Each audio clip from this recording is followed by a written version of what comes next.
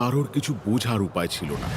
এদিকে গৌরগঞ্জ রাজ্যের যুবরাজ তার বেশ কিছু সৈন্য নিয়ে সুন্দরবনের জঙ্গলে শিকার করার জন্য আসেন।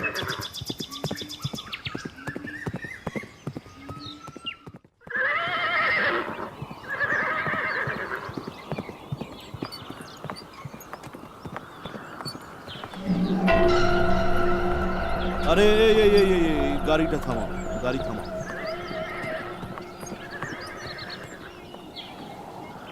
বাহ, কি সুন্দর ঝিল!